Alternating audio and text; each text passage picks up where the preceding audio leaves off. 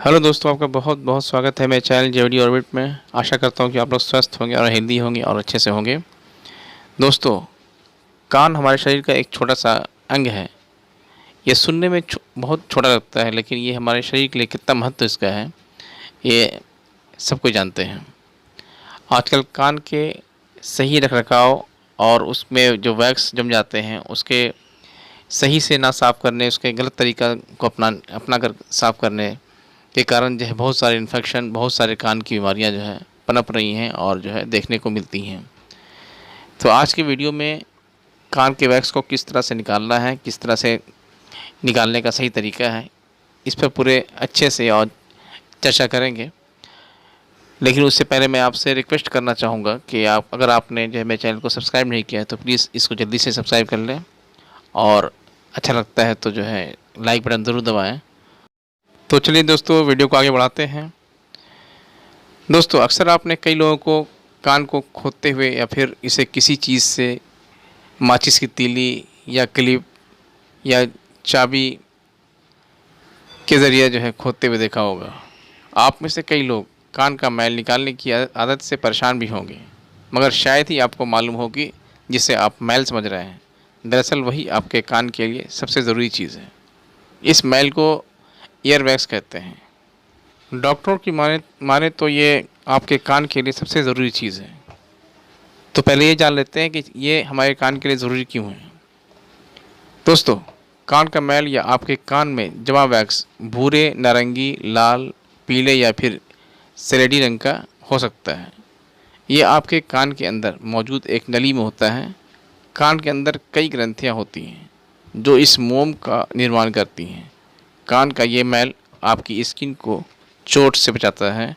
इसके साथ ही किसी भी तरह के बैक्टीरिया, फंगस और पानी से भी कान की रक्षा करता है।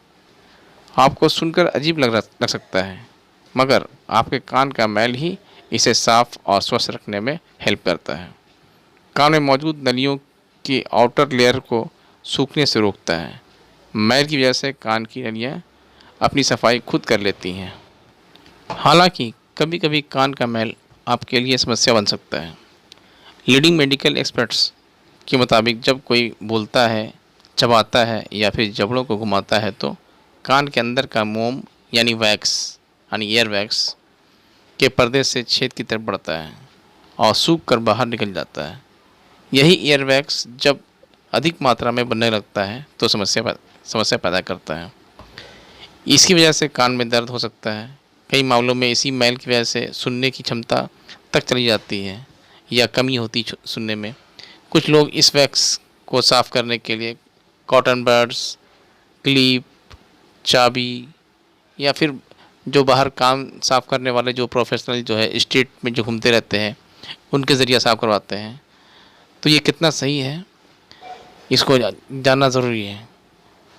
दोस्तों, अक्सर लोग ऐसा करते हैं तो ये बहुत ही हानिकारक है। जैसे कि कॉटन बड्स का इस्तेमाल करते हैं कान को साफ़ करने के लिए। इससे क्या होता है कि कॉटन बड्स की वजह से जब सब कान साफ़ करते हैं तो कभी कभी कॉटन जो है या रुई के कुछ हिस्से कान में चिपके रह जाते हैं। ये हिस्से कान में ऐसी जगह पर चिपकते हैं जहाँ पर सफाई मुश्किल होती है। ऐसे में यहाँ पर बैक्टीरिया या फंगस हो सकती है और आपके कान में इन्फेक्शन तक हो सकता है। इसलिए जो कॉटन बड्स है उसका भी कान को साफ़ करने के लिए उसका भी इस्तेमाल ना करें। हाँ, बल्कि अगर वैक्स बाहर आ चुका है कान के बिल्कुल मुंह पे, इसको द्वार पे आ चुका है तो वहाँ से आप जो है उससे साफ़ कर सकते हैं। उस बड्स को अंदर कान के अंदर जो है इनहेल नहीं करना है, डालना नहीं है। ये काफ़ी हानिकारक है। इसी तरह से क्लिप से कुछ लोग करते हैं या चाबी से करते हैं। ये तो और भी हानिकारक है क्योंकि वो स्टील के होते हैं, लोहे के होते हैं, जिससे जो है अंदर में कटने का और इन्फेक्शन होने का और अंदर में घाव बनने का जो है खतरा बढ़ जाता है, जो कि कान के लिए बहुत हानिकारक है। दोस्तों, कुछ लोग माचिस की तीलियों से जो है कान को साफ़ करते हैं और उसको जो है कान के अंदर जो है उसके जो होल है उसमें डालते हैं। उससे कान का पर्दा तक भी फटने का चांस रहता है, जो कि बहुत ही हानिकारक हो सकता है और आपके बहरेपन का एक कारण बन सकता है। तो इस तरह का अगर आप हैबिट रखते हैं और तो इसको बिल्कुल छोड़ दें, इसको जो त्यागें। और चलिए अब जानते हैं कि किस तरह से हमें अपने कान को साफ़ करना है और साफ़ करने का सही तरीका क्या है। हाँ दोस्तों, एक बात और ये कहनी है कि कुछ लोग कान के वैक्स को साफ़ करने के लिए, एयर वैक्स को निकालने के लिए एयर कैंडल्स का भी यूज़ करते हैं, जो ये भी हानिकारक है। क्योंकि ये एयर कैंडल जैसा एक प्रोडक्ट जो ये बाज़ार में मिलता है, इस तकनीक में एक लंबी, पतली और जलती हुई मोमबत्ती को एक शंकु के आकार वाली चीज़ में रखा जाता है। शंकु में एक तरफ छेद होता है और इसकी दिशा कान के भीतर होती है। ये दावा किया जाता है कि इसके इस्तेमाल से कान का मैल और अन्य अशुद्धियाँ साफ़ हो जाती हैं। लेकिन शोध से मालूम ये हुआ है कि एयर कैंडल्स कान का मैल साफ़ करने में असरदार नहीं है और इनसे ख़तरा हो सकता है। तो इसको भी बिल्कुल ना अपनाएं, इससे दूर रहें। तो चलिए दोस्तों, जान लेते हैं कि सबसे स्वच्छ तरीका कौन सा है जिसके द्वारा जो है कान का वैक्स जो है साफ़ हो सकता है। ये एक तरीका माइक्रो सेक्शन, ये एक तरीका है जो कि सुरक्षित है। इसमें क्या होता है कि ईयरवैक्स से परेशान मरीजों के लिए कुछ मेडिकल क्लिनिक्स माइक्रो सेक्शन का रास्ता भी चुनते हैं। इस प्रक्रिया में स्पेशली डॉक्टर कान के भीतर का हाल देखने के लिए माइक्रोस्कोप का इस्तेमाल करता है और एक छोटे से औजार के ज़रिए उसे खींच लिया जाता है। यह तरीका काफ़ी सुरक्षित माना जाता है और कान से नियमित रूप से होने वाले स्राव के मामलों में भी ये असरदार है।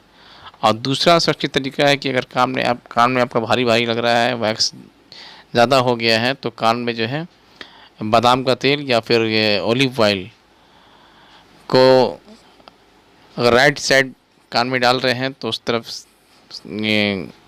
लेफ़्ट साइड लेटे रहें और 10 मिनट तक जो है उस वैक्स को नरम होने दें, फूलने दें।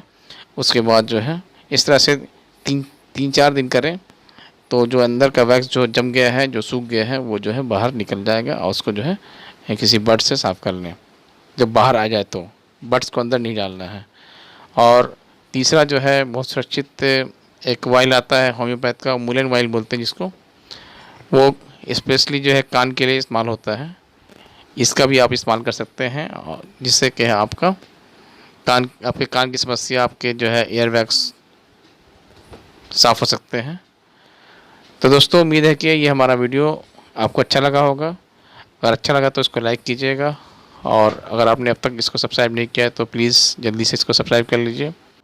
और दोस्तों, कमेंट करके ज़रूर बताइए कि आप अपने ईयर वैक्स किस तरह साफ़ करते हैं। Thank you for watching. Bye bye, take care.